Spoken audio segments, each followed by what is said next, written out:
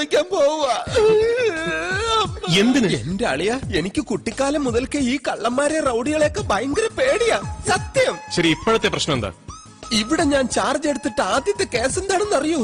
ആ കമ്മീഷണർ സാറിന്റെ കോളേജിൽ പഠിക്കുന്ന മകളെ ശല്യം ചെയ്യുന്ന ക്യാമ്പസ് ലീഡറായ റൌഡിയെ കസ്റ്റഡിയിൽ എടുക്കണമെന്നു. അത് കമ്മീഷണറുടെ നേരിട്ടുള്ള ഉത്തരവ്.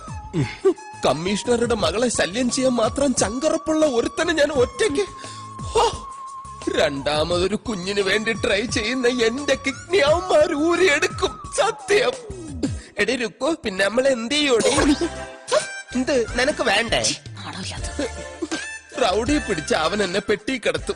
പിടിച്ചില്ലെങ്കിൽ പെട്ടിയും കിടക്ക എടുക്കേണ്ടി വരും. ഈ ഗുണ്ടകൾ കാരണം പോലീസുകാർക്ക് മനസ്സമാധാനത്തോടെ പണിയെടുക്കാണ്ട് ജീവിക്കാൻ പറ്റില്ലെന്നായി. എനിക്കൊരു ഐഡിയ. ഒരു ട്വിസ്റ്റ്. പോലീസ് അളിയന് പകരം പോക്കിരി അളിയൻ ആ റൌഡിയെ കീഴ്പ്പെടുത്തുന്നു. അതും പോലീസ് യൂണിഫോം. അതൊന്നും നടക്കില്ല.